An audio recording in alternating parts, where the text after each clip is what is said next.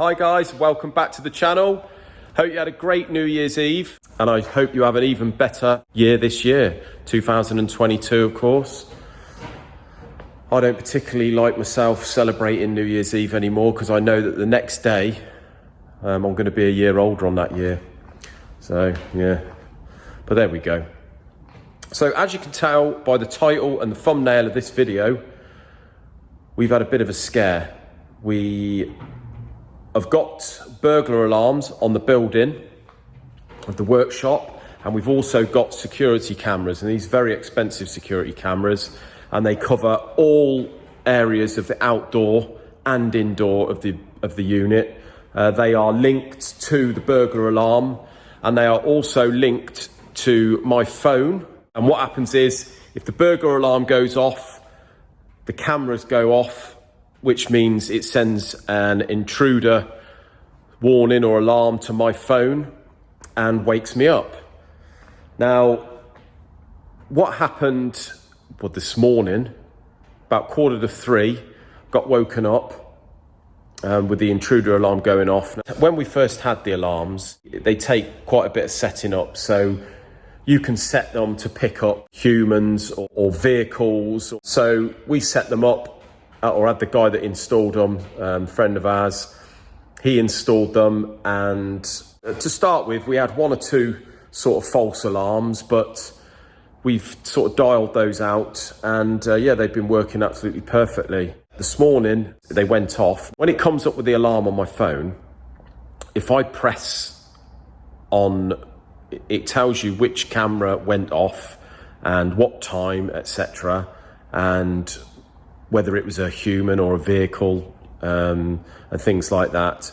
And there's also a playback button. So I pressed the playback button and it wouldn't play back. I don't know whether it was because I've recently had a new phone, and although it downloaded all my data onto my new phone, something could have happened with the playback there. But we've had a fiddle about. I had a chat with my friend, and it all seems to be okay now. The playback is working on my phone, although it does record. The main unit is in my office. If when I go back on the playback, I can't actually see what's happened, it could be, if it's showing me it's the front camera, but that could be the door's gone or someone's intruded in that area.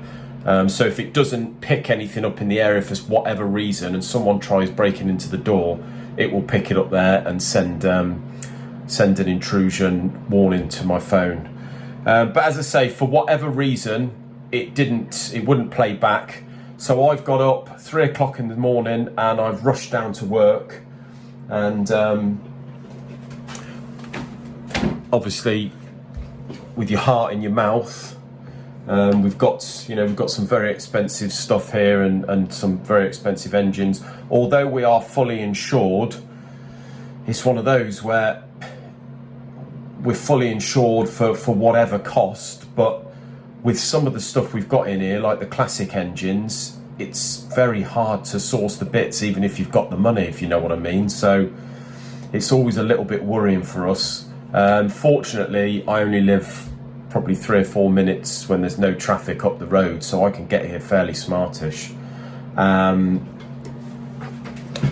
Obviously, when I pulled up, I'm always a bit cautious. Really, I suppose I should have rang the police, but because I had no playback, I was sort of half expecting a false alarm, and I had a good look round. The worst bit is when you walk through this door and you look around the corner. I'm just half expecting the kit car to be gone. So heart was in the mouth there, and also the motorcycle, which was back there. But as you can see, they're both here.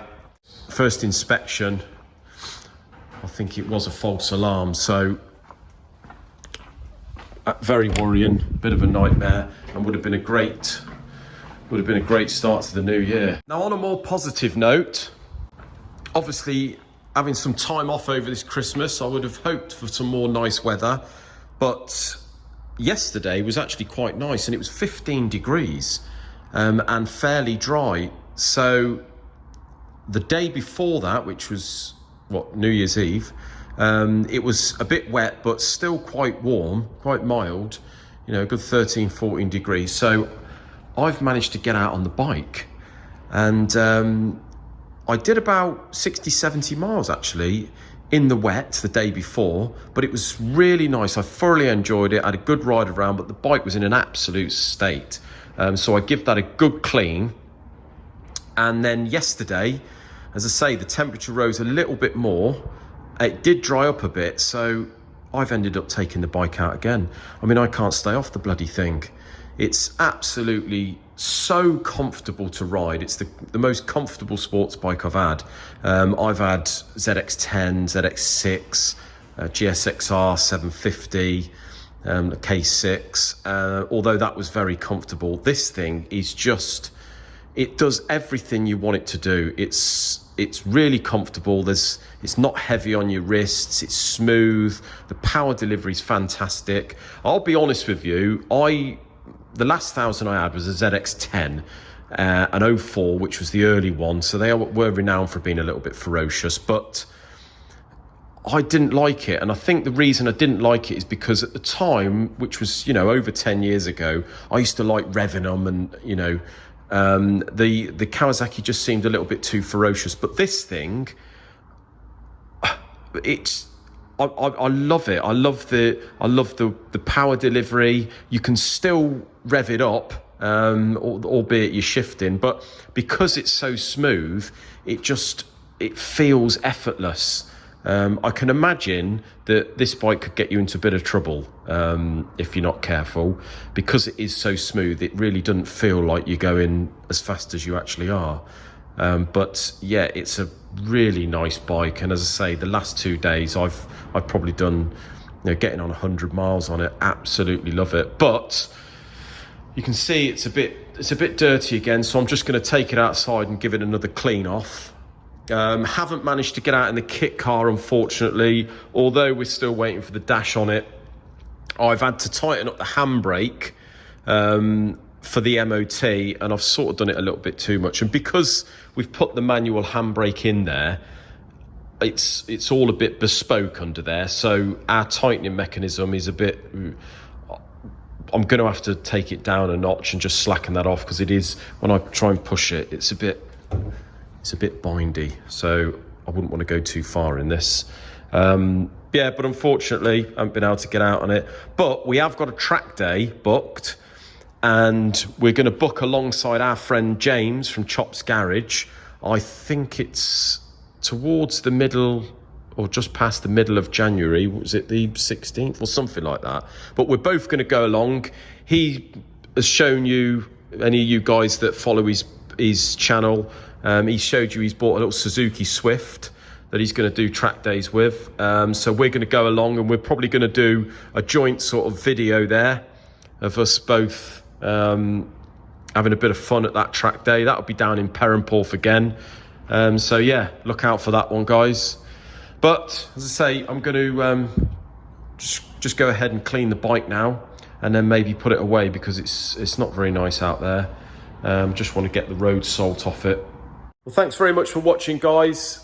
Until the next video, remember, subscribe, hit that notification bell, and feel free to comment underneath as you normally do.